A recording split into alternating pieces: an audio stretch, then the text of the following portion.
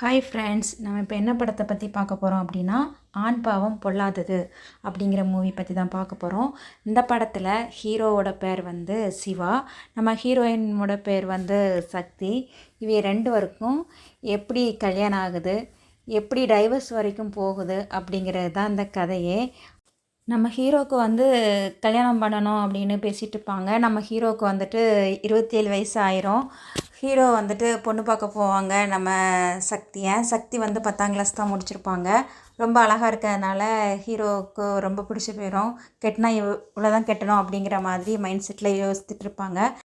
ஹீரோவையும் ஹீரோயினையும் வந்துட்டு தனியாக பேச சொல்லுவாங்க. தனியாக பேசின பிறகு இவங்களுக்கு ரெண்டுத்துக்கும் செட் ஆயிரும். இவங்க வந்து வீட்டில் வந்து சொல்லிடுவாங்க, எங்களுக்கு கல்யாணத்துக்கு ஓகே அப்படின்னு சொல்லிடுவாங்க. ரெண்டுத்துக்கும் கல்யாணம் பண்ணி வச்சுருவாங்க. ஃபஸ்ட்டு ஸ்டார்டிங்கில் ஹீரோவும் ஹீரோயினும் நல்லா சந்தோஷமாக தான் இருப்பாங்க. இவங்களோட ஃபஸ்ட்டு மந்த் ஆனிவர்சரிலாம் கொண்டாடுவாங்க. அந்த ஆனிவர்சரியில் ஹீரோயின் சொல்லுவாங்க, உங்களோட நான் 400 வருஷம் சந்தோஷமாக வாழணும் அப்படிங்கிற மாதிரி ஹீரோயின் சொல்லுவாங்க. உடனே பவர் வந்து கட் ஆயிரும். 100 வருஷம் கூட ஓகே, இதே 400 வருஷம் அப்படிங்கிற மாதிரி ஹீரோ சொல்லுவார். 400 வருஷம் இல்லை, 400 நாள்லேயே வந்துட்டு இவங்க வந்து டைவர்ஸ் கேட்டு கோர்ட்டில் போய் நின்றுவாங்க. ஹீரோவும் ஹீரோயினும் வந்துட்டு கோர்ட்டில் போய் நிற்கிறதுக்கு காரணமே அவங்க லைஃப்பில் நடந்த ஒரு 4 பெரிய பிரச்சனையால் தான் ஹீரோ வந்துட்டு கோர்ட்டில் போய் நிற்பாங்க. அது என்ன 4 பிரச்சனை அப்படிங்கிறது தான் பார்க்கலாம். ஹீரோ வந்துட்டு வக்கீலை தேடிட்டே இருப்பாங்க. வக்கீல் ஹீரோவுக்கு கிடச்சிருவாங்க. அப்போ ஹீரோ வந்துட்டு வக்கீல்கிட்ட சொல்லுவார், எனக்கு இதில் லைஃப்பில் வந்துட்டு ஒரு 4 பெரிய பிரச்சனை வந்துருச்சு, இந்த பிரச்சனையால் தான் எங்களுக்கு வந்து டைவர்ஸ் வரைக்கும் வந்துருச்சு அப்படிங்கிற மாதிரி வக்கீல்கிட்ட சொல்லிட்டு இருப்பார். வக்கீல் வந்துட்டு உடனே கேட்பார், உங்களுக்குள்ள அப்படி என்ன தான் பிரச்சனை அப்படிங்கிற மாதிரி கேட்கும்போது ஃபஸ்ட்டு வந்து பிரச்சனையை சொல்லுவாங்க. ஹீரோ வந்து சொல்லுவார், ஆரம்பத்தில் ஸ்டார்டிங்கில் எங்கள் லைஃப் நல்லா தான் இருந்துச்சு. ஃபஸ்ட் மந்த் ஆனிவர்சரியில் நான் அவகிட்ட ஒன்று கேட்டேன், உனக்கு வந்துட்டு என்ன ஏதாவது ஆசை இருக்குதா அப்படின்னு கேட்கும்போது, எனக்கு வந்து ஃப்ரீடம் வேணும், எங்கள் அப்பா கிட்ட வந்து அந்த ஃப்ரீடம் எனக்கு கிடைக்கல, எனக்கு ஃப்ரீடம் வேணும்னு சொன்னான். அதனால் அந்த ஃப்ரீடத்தை நான் கொடுத்தேன். ஆனால் அந்த ஃப்ரீடத்தையே அவள் வந்து மிஸ்யூஸ் பண்ணுறா. எனக்கு வந்து ரீல்ஸ் போடுறது பிடிக்கல, அதை சொன்ன பிறகு அவள் கேட்கல. அதனால் வந்துட்டு நான் அந்த ரீல்ஸ் போடுறத அவங்க அப்பாக்கே நான் அனுப்பி போட்டுட்டேன். அதனால் அவளுக்கும் எனக்கும் பெரிய பிரச்சனை ஆயிடுச்சு. நான் அதனால் கோச்சிட்டு சண்டை போட்டுட்டு நான் வந்து ட்ரிங்க்ஸ் பண்ணிகிட்டு இருந்தேன். நான் ட்ரிங்க்ஸ் பண்ணிட்டு நான் பேசிகிட்டு இருக்கிறதெல்லாம் வீடியோ எடுத்து அவள் வந்து இன்ஸ்டாகிராமில் வந்து அப்லோட் பண்ணிட்டா. இந்த வீடியோ வந்துட்டு ரொம்பவே வைரல் ஆகிடுச்சு. லைக்ஸ் நிறையா வந்துருச்சு, சப்ஸ்கிரைபர் அப்படிங்கிற மாதிரி நிறையெல்லாம் வந்துருச்சு, வியூஸ் நிறையா போயிடுச்சு. அப்படி இதுதான் எங்கள் ரெண்டுத்துக்கும் வந்த சண்டை அப்படிங்கிற மாதிரி சொல்லுவார். இது எல்லார் வீட்லேயும் நடக்குது தானே அப்படின்ட்டு அந்த வக்கீல் சாரும் சொல்லிடுவார். ரெண்டாவது என்ன பிரச்சனை அப்படின்னு கேட்கும்போது, எங்கள் ஊருக்கு நாங்கள் போயிருந்தோம். அப்போது அங்கே ஊரில் வந்துட்டு ஒரு ஃபங்க்ஷனு. அந்த ஃபங்க்ஷனுக்கு ஹீரோயின் வந்துட்டு சீவ்லெஸ் போட்டுட்டு காலுக்கு மேலே கால் போட்டு உட்காந்துருந்தா. அது வந்து எல்லாருமே வந்துட்டு பேசிகிட்டு இருந்தாங்க. எங்கள் அம்மா வந்துட்டு என்கிட்ட சொன்னாங்க, உன் பொண்டாட்டி என்ன காலுக்கு மேலே கால் போட்டு உட்காந்துருக்கா அப்படிங்கிற மாதிரி சொன்னாங்க. நான் அவட்ட போய் சொன்னேன், நீ வந்து காலுக்கு மேலே கால் போட்டு உட்காராத அப்படிங்கிற மாதிரி சொன்னேன். இதை புருஷன் பேச்சை பொண்டாட்டி கேட்கணும் அப்படிங்கிற மாதிரி. ஆனால் அவள் வந்து அந்த இடத்துல பொண்டாட்டி பேச்சையும் புருஷன் கேட்கணும் அப்படிங்கிற மாதிரி சொல்லிட்டு போயிட்டா. அது வந்து எனக்கு கொஞ்சம் இன்சல்ட்டாக இருந்தது அப்படிங்கிற மாதிரி வக்கீல்கிட்ட சொல்லிகிட்டு இருப்பார். இதுவும் எல்லார் வீட்லேயும் நடக்குது தான் அப்படிங்கிற மாதிரி சொல்லும்போது, இது நார்மல் தான் அப்படின்னு சொல்லுவார் வக்கீல் சார். அப்போது ஹீரோ சொல்லுவார், இல்லை இதுக்கு பிறகு தான் பெரிய சண்டைலாம் வந்துச்சு. அப்படி என்ன சண்டை அப்படின்னு வக்கீல் கேட்பார். 3வது சண்டையை வந்துட்டு ஹீரோ சொல்லுவார். 3வது சண்டை என்ன அப்படின்னு பார்த்தா, ஹீரோ வந்துட்டு கஷ்டப்பட்டு வேலை செஞ்சுட்டு வீட்டுக்கு வருவார். அப்போ அந்த மாதத்துக்குள்ளே சம்பளம் வந்து அக்கௌண்ட்டுக்கு வரும். அக்கௌண்ட்டுக்கு வந்து உடனே அது வந்து டெபிட் ஆயிரும். 26,000 ரூபாய்க்கு ஹீரோயின் வந்து செலவு வச்சுருப்பாங்க. நீ எதுக்கு செலவு பண்ணுற அப்படிங்கிற மாதிரி ரெண்டு பேத்துக்கும் பலபடியும் வாக்குவாதம், சண்டை, அது இதுன்னு எல்லாம் வரும். அப்போ வந்துட்டு ஹீரோயினை வந்துட்டு ஹீரோ வந்து திட்டி விட்டுருவார்.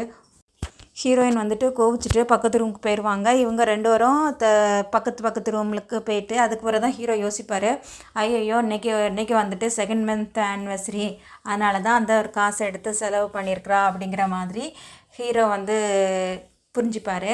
அதுக்கு பிறகு வந்து வக்கீல்கிட்ட 4வது பிரச்சனையை பேசிகிட்டு இருப்பார். 4வது பிரச்சனை என்னன்னு பார்த்தாக்கி, ஒரு நாள் வந்துட்டு ஹீரோ வந்து வேலை முடிஞ்சு வீட்டுக்கு வரும்போது ஹீரோயின் வந்துட்டு பக்கத்தில் வந்து உட்காந்துட்டு பேசிகிட்டு இருப்பாங்க. அப்போது ஹீரோ வந்து கேட்பார், என்றைக்கும் இல்லாமல் என்றைக்கு பக்கத்தில் வந்து பேசிகிட்டு இருக்க அப்படிங்கிற மாதிரி ஹீரோ கேட்கும்போது, ஹீரோயின் வந்து ஹீரோட சொல்லுவாங்க, நான் உங்ககிட்ட வந்து 2 விஷயம் சொல்லணும் அப்படிங்கிற மாதிரி சொல்லிகிட்ருப்பாங்க. ஹீரோயின் சொல்லுவாங்க, நான் ஒரு பியூட்டி பார்லர் வந்து ஆரம்பிக்கதாட்டு இருக்கேன், நானும் என் ஃப்ரெண்டும் சேர்ந்து அப்படின்ட்டு ஹீரோகிட்ட வந்து பர்மிஷன் கேட்டுட்ருப்பாங்க. அப்போ ஹீரோ வந்துட்டு சொல்லுவார், நான் வந்து உனக்கு இதுக்கெலாம் வந்து பர்மிஷன் தர முடியாது, நீ வந்துட்டு என்ன நினச்சிட்டு இருக்க, உனக்கு வந்துட்டு பியூட்டி பார்லர் வைக்கிற அளவுக்கு உனக்கு டேலண்ட் இருக்கா அப்படிங்கிற மாதிரி பேசுவார். நீ 10ஆம் கிளாஸ் தான் படிச்சிருக்கிற அப்படிங்கிற மாதிரி சொல்லுவார். முதல்ல நீ வந்துட்டு பியூட்டி பார்லரில் போய் ஒரு 3 மாதம் வேலை செய், அங்கே போய் கற்றுக்கிட்டு அதுக்கு பிறகு நீ வச்சா கூட பரவாயில்ல, நீ இப்போவே நீ முதல்லையே எடுப்புலேயே வந்து கடை ஷாப் ஓப்பன் பண்ணணும்னு சொல்கிற, இதுக்கெலாம் வந்துட்டு நான் வந்துட்டு ஓகே சொல்ல முடியாது, இதுக்கு நான் லோன்லாம் எடுக்க மாட்டேன் அப்படிங்கிற மாதிரி கத்துவார். இவர் வந்துட்டு பழைய விஷயங்கள் எல்லாத்தையும் இதில் வந்துட்டு உள்ளே கொண்டு வந்துடுவார். அது என்னன்னு பார்த்தா, உனக்கு வந்துட்டு எந்த இடத்துல எப்படி நடக்குன்னு தெரியாது, நீ பேசுகிறதுக்கெலாம் நான் ஓகே சொல்லணும், உனக்கு நான் எல்லாமே வாங்கி தரணும், ஆனால் நீ வந்து என் பேச்சை நீ கேட்க மாட்டேல்ல அப்படிங்கிற மாதிரி எல்லா விஷயத்தையும் கொண்டு வந்து இதில் இந்த சண்டையில் வந்து போட்டு விட்ருவார். இதை வந்து ஹீரோயினுக்கு வந்துட்டு ரொம்பவே கஷ்டமாக இருக்கும், ரொம்பவே அழுவாங்க. இதில் வந்துட்டு லாஸ்ட்டாக ஒரு வார்த்தையை விட்டுருவார் ஹீரோ வந்துட்டு, உன் கூட வாழ்கிறதுக்கு அவளை செத்துடலாம் அப்படிங்கிற மாதிரி பேசி விட்ருவாங்க. நீ என் கூட வாழவே வேண்டாம், நீ எங்கேயா போய் செத்துரு அப்படிங்கிற மாதிரி ஹீரோ வந்து சொல்லிடுவார். இதில் வந்து ஹீரோயின் வந்து மனசு கஷ்டமாகி வீட்டில் இருக்க எல்லா பொருளையும் போட்டு உடைப்பாங்க. உடச்சிட்டு அந்த இடத்துலையே மயங்கி விழுந்துருவாங்க. ஹீரோ வந்து ஆஸ்பத்திரிக்கு கூப்பிட்டு போயிடுவார். ஆஸ்பத்திரி கூப்பிட்டு போனதுக்கு பில் மருந்தெல்லாம் வாங்கிட்டு வரதுக்குள்ளே ஹீரோயின் காண மாட்டாங்க.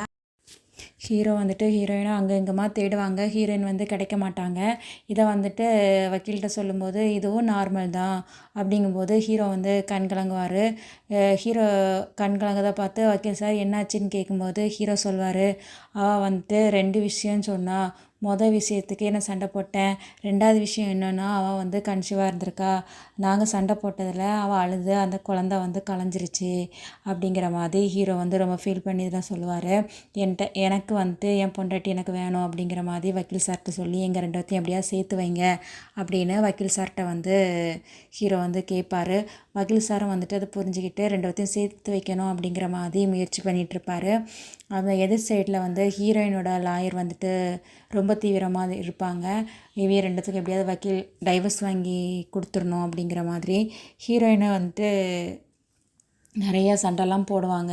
அதுக்கப்புறம் வந்துட்டு ஹீரோ வந்துட்டு இல்லை எனக்கு என் பொண்டாட்டி தான் வேணும் அப்படிங்கிற மாதிரி சொல்லிக்கிட்டே இருப்பார். வாய்தாவாக போவோம். நிறைய பொய் சொல்லி வந்து ஹீரோ வந்துட்டு சொல்லுவாங்க, பொய் சாட்சிலாம் சொல்லுவாங்க. ஹீரோ வந்து நீங்கள் எத்தனை பழியை என் மேலே போட்டாலும் நான் தாங்கிப்பேன், எனக்கு என் பொண்டாட்டி தான் முக்கியம் அப்படிங்கிற மாதிரி சொல்லிடுவார். வாய்தாவாக போகும். லாஸ்ட்டாக வந்துட்டு ஹீரோயினுக்கு லாயர் வந்துட்டு ஒரு பெண் உரிமை பேசுகிற ஆள்கிட்ட வந்துட்டு கூட்டிகிட்டு போவாங்க ஹீரோயினை. ஹீரோயின் வந்துட்டு அவங்கக்கிட்ட பேசும்போது, அவங்க பெண்ணிமிஷம் பேசும்போது அந்த ஆள் சொல்லுவாங்க, வீட்டுக்குள்ளே இருக்கிறத வந்து வீட்டுக்கு வெளியேயும் சொல்லக்கூடாது, வெளியே நடக்கிறத வீட்டுக்குள்ளேயும் கொண்டு வரக்கூடாது, வெளியே நம்ம 1000 பேசினாலும் வீட்டுக்குள்ளே நம்ம புருஷனுக்கு நம்ம தான் காஃபி போட்டு கொடுக்கணும், சாப்பாடு வச்சு கொடுக்கணும் அப்படிங்கிற மாதிரி ஹீரோயினுக்கு வந்து அட்வைஸ் பண்ணுவாங்க. ஹீரோயின் வந்து அதில் கொஞ்சம் புரிஞ்சுக்கிட்ட மாதிரி தான் காட்டுவாங்க. லாஸ்ட்டாக வந்து ஹீரோயினும் வந்துட்டு லாஸ்ட்டு வாய்தாவாட்டு இருக்கும். அதில் வந்துட்டு புது நீதிபதியை ஜட்ஜை கொண்டு வைப்பாங்க. அது யாருன்னு பார்த்தாக்கி ஒரு திருநங்கையாக தான் இருக்கும். நான் வந்து ஃபஸ்ட்டு கையெழுத்து போடணும், நீங்கள் வந்து உங்கள் தரப்பு நியாயத்தை சொல்லுங்கள் அப்படின்ட்டு. அப்போ ஹீரோ வந்துட்டு சொல்லுவாங்க, எனக்கு வந்துட்டு அவள் ஆசைப்பட்ட மாதிரி நான் வந்து டைவர்ஸ்க்கு ஒத்துக்கிறேன், அவள் ஆசை தான் எனக்கு முக்கியம் அப்படிங்கிற மாதிரி ஹீரோ வந்து சொல்லிடுவார். அப்போது ஹீரோயின்கிட்ட கேட்கும்போது ஹீரோயின் சொல்லுவாங்க, இல்லை நான் வந்து டைவர்ஸ்க்கு எனக்கு வேண்டாம், நான் அவர் கூட சேர்ந்து வாழணும் அப்படின்னு சொல்லிடுவாங்க. இது வந்து ஹீரோ இப்படி பார்ப்பார். ஹீரோவுக்கு ரொம்ப ஷாக்காக இருக்கும். அதே மாதிரி ஜட்ஜுன்னு சொல்லிடுவாங்க, நீங்கள் வந்துட்டு ஒரு 3 மாதம் கழித்து வாங்க, 3 மாதம் கழித்து இதே நிலைமையில் இருந்தாக்கி நான் டைவர்ஸ் தந்துடுவேன் அப்படிங்கிற மாதிரி ஜட்ஜு வந்து சொல்லி அனுப்பிடுவாங்க. இதோட வந்துட்டு இந்த கதை முடிஞ்சிருக்கு. இது எப்படி இருந்ததுன்னு மறக்காமல் கமெண்டில் சொல்லிடுங்க.